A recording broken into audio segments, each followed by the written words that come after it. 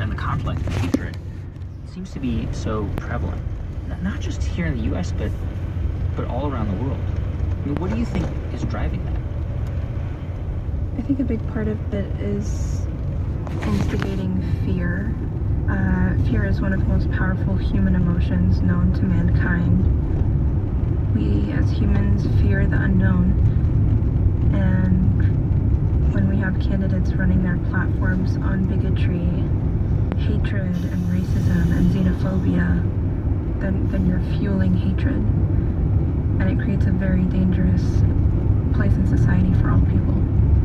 So let's assume, Susan, that there's a portion of people in the U.S. and around the world that this kind of language appeals to, that hold views that would be hurtful to Muslims. Having gone through everything you've been through with your family, would you even be willing to sit down and talk, to have a dialogue with some of these people? I do it every day as a doctor. Absolutely, you have to, this is life. We have to find ways to communicate with other people who don't always agree with us all the time. And I keep coming back to my work as a physician because I feel like, for me at least, it has taught me so many invaluable skills of communicating to find our common ground, to better be able to speak to one another instead of on top of one another. How do we begin to, as a culture, to move toward regular dialogue? How would we do that? I think it starts by having conversations like the one you and I are having. The first thing to realize and just to accept is that as human beings, we all carry implicit biases. I don't care who you are, how accepting you think you may be. And then once we're aware of it, we're better able to tackle it and move forward with that understanding. Not long after coming back to work, I'm the senior on rounds in the hospital when one of my patients looks over at my colleague, gestures around her face, and says, "San Bernardino," referencing a recent terrorist attack. Days later, rounding on the same patient, she looks at me and says, "Your people are killing people in Los Angeles." I sit on her bed and gently ask her, "Have I ever done anything but treat you with respect and kindness? Have I done anything but give you compassionate care?"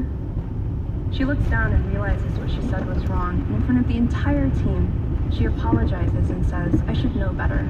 I'm Mexican American. I receive this kind of treatment all the time." Wow. Moments like that must really feel like kind of strangely like small victories, like the dialogue actually worked. You were able to reach somebody who is openly hostile towards you. But I'm just wondering, with the political climate right now, isn't it hard to be optimistic? Guy, I'm not one to sugarcoat things, and I will tell you that it feels like hate is winning and is getting the louder voice. It does feel crippling at times, and it's heartbreaking, to say the least. If anything, for me, I'm still grieving. I'm still mourning their loss. I'm still traumatized by the gruesome way that they were taken away from us. For me, my fight has been to try and make sure that this doesn't happen again to any other family. So when I see the platform that our president-elect used to get elected into office was one of bigotry and hate, particularly inciting fear of the American Muslim community, to know that that voice won was very scary. It knocked me off my feet, but the next day you have to dust yourself off and stand up and get back to the fight and speak up.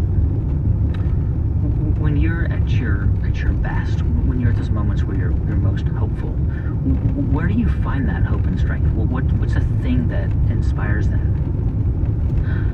Guy, I think the only way to move forward is to have hope. Otherwise I would have given up a long time ago. But it is actually in the encounters with my patients that gives me the fuel to recognize that if we were to peel away all of our layers and peel away layers of fear and hatred and peel them back until we're able to see eye to eye and recognize that we're actually all the same. We want the same things. We want to be loved. We want to belong. We want to live our lives and provide for our children. And the only things that actually matter are kindness, compassion, and love. And if we can all peel away all the other layers and get to that where we can treat all others with that, then I think we'd have a very different world. Suzanne Barakat is a resident physician at the University of California in San Francisco. You can see her entire talk at TED.com. On today's show, ideas about how to get from conflict to reconciliation.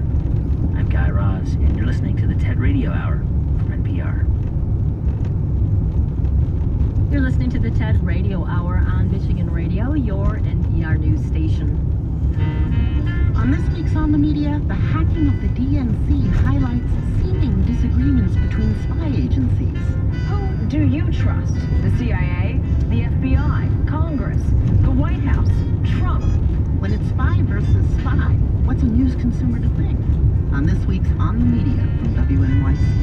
On the Media begins in 20 minutes. Our changing language is fascinating, but it can be tough to keep up. One day something's groovy, and before you know it, it's on fleek. And that's what they say. Michigan Radio's Rebecca Cruz and English professor Ann Curzan keep you up to date on the way we talk and why. Listen Sunday mornings at 9:35 and at michiganradio.org. It's 6:39.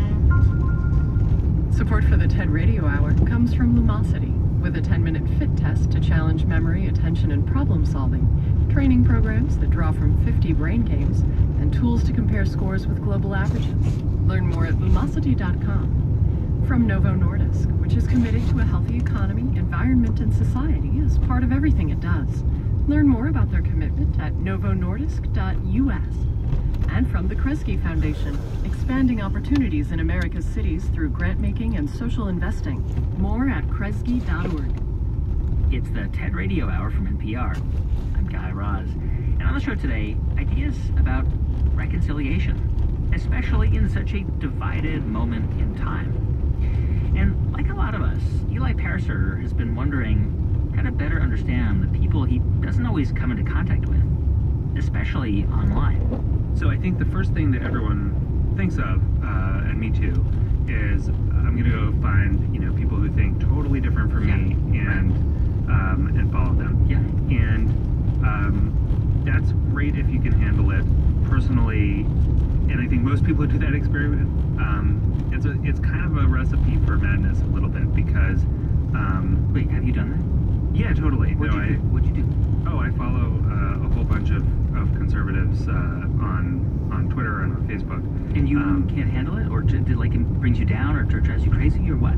It sends me into like a deep dark place. Not a deep dark place, but like I can't kind of listen sincerely because I feel like the arguments are being manipulated. Of course, long before the presidential election in the U.S., there was talk of how hard it can be to get outside your own bubble online, to hear other arguments, to understand them, even empathize with them. Eli Pariser knows more about this stuff than most people. He's the founder of the viral content website Upworthy, and he's written a book all about what he calls filter bubbles, how websites like Facebook and Google filter what you see according to all kinds of criteria you can't control. Here's Eli on the TED stage. Your filter bubble is kind of your own personal, unique universe of information that you live in online. And what's in your filter bubble depends on who you are, and it depends on what you do. But the thing is that you don't decide what gets in. And more importantly, you don't actually see what gets edited out. So Facebook isn't the only place that's doing this kind of invisible algorithmic editing of the web. Google's doing it too. If I search for something,